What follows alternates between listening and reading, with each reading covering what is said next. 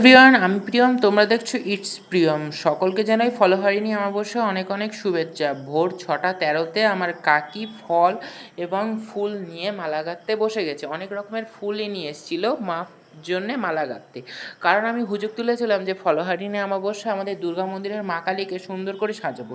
তো কাকি আমার হুজুগে সামিল হয়ে নিজেও সুন্দর করে মালা গেঁথে নিয়ে গেছে। কাকি মালা গাঁথতে খুব ভালো পারে, তো তাই জন্য কাকেই মালা গেঁথেছে। আর আমি দোকান থেকে মালা কয়েকটা কিনে নিয়ে এসেছিলাম। তো এই দেখতেই পাচ্ছ আমাদের মা, এনারই আফটার টু বিফোর লুক আমরা করব, আমি আর কাকি দুজনে মিলে। তো দেখতে পাচ্ছি এখানে বাবা মহেশ্বর, বাবা বড় ঠাকুর আর মা কালী। মা কালীকে এবার সুন্দর করে আমরা শাড়ি পরানোর চেষ্টা করেছি আমি আর কাকি দুজনে মিলে।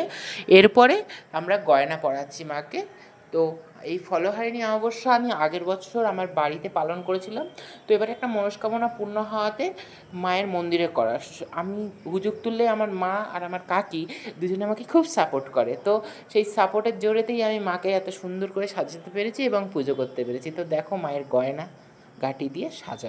প্রথমে বড় হারটা, তারপর ছোট হারটা সবই ফ্লিপকার্ট থেকে কেনা। তারপরে মায়ের কানবালা দুটো, এই দুটো আমি মামার বাড়ি থেকে কিনেছি। এই টিকলিটা আগেই মাকে পরানো ছিল, আর মুকুটটা দেখতেই পাচ্ছ। এইসব পরে মাকে একেবারে রাজরানীর মতন লাগছে। মাকে যে এত সুন্দর করে সাজাতে পেরেছি এটাই অনেক। তারপর মাকে ঘোমটা দিয়ে দিলাম, কারণ ঘোমটা কালি হলে একটা আলাদাই ভালো লাগে। মায়ের সাজুগুজু কমপ্লিট হয়ে গেছে, অবশ্যই জানাবে কেমন লাগছে আমাদের মিষ্টি মা কালীকে।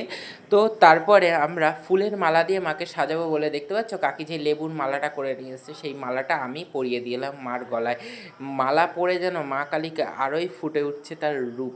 এবার বাবা বড় ঠাকুরকেও তার মালাটা পরিয়ে দিলাম। ঠাকুরের নীলকণ্ঠ আমাদের ওখানে ফোটে কম, তাই জন্য সাদা ফুল দিয়েই, রঙ্গন ফুল দিয়ে সুন্দর করে একটা মালা গেঁথে দিলাম। এবার বাবা মহেশ্বরকে আমি দুধ দিয়ে অভিষেক করে নিলাম।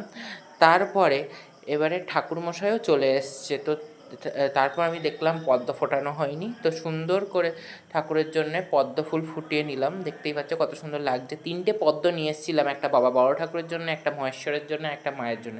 তো ঠাকুরমশাই বললো দুটোই মায়ের কাছে দিয়ে দাও। এখানে দেখতে পাচ্ছ বড় ঠাকুরের বাটা আর ফলহারিণী অবশ্য, যেগুলো মাকে তো ফল নিবেদন করতে হবে, ওখানে ফল আর সেদ্ধ চালের একটা বাটা, এখানে আমাদের বাটা, কাকির বাটা, ওখানে ফুল, এখানে ফুল, এখানে বাবা বড় ঠাকুরের একটা সামনে একটা ভোগের বাটা, বাবা মহেশ্বরের ওখানে একটা ভোগের বাটা, এই যে মা, কাকি, ঠাম্মা, আমি। দেখতে পাচ্ছ সুন্দর করে ভোগের বাটাগুলো সাজানো হয়েছে। বাড়ির মঙ্গলের জন্য এই ফলহারিণী অমাবস্যা আমার পালন করা। তার সাথে নিজের মনের মনস্কামনা মাকে জানিয়ে, নিজের খারাপ কর্মের ফল দিয়ে নিজের মা হরণ করে আমাদেরকে ভালো কর্ম দান করে। তাই তো এই ফলহারিণী অমাবস্যার পুজো উপোস করে। দেখতে পাচ্ছ আমি, কাকি আর ঠাম্মা আমরা তিনজনে অঞ্জলি দিয়ে নিচ্ছি, ঠাকুরমশাইও মন্ত্র বলতে বলতে।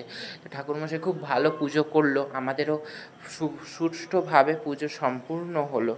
তারপরে এবারে ঠাকুরমশাই অঞ্জলি আমরা দেওয়ার পরে, ঠাকুরের কাছে নিজের মনস্কামনা জানানোর পরে এবার ঠাকুরমশাই প্রদীপ দিয়ে আরতি করে নিচ্ছে, মায়ের ভালো করে আরতি করছে। আমার মাও দেখছো কি সুন্দর করে বসে আছে। এবারে সুন্দর করে ঠাকুরের আরতি করার পরে দেখতে পাচ্ছ বাবা মহেশ্বরের ভোগ, সবাইকে ভোগ দিয়ে সুন্দর করে প্রদীপ ধূপ জ্বালিয়ে সুন্দর করে দেখিয়ে দিয়ে, তারপরে আমাদের পুজো শেষ হতে হতে বেলা 3টে। তারপরে কাকির বাড়িতে আমার লুচির নেমন্তন্ন ছিল। এখন এই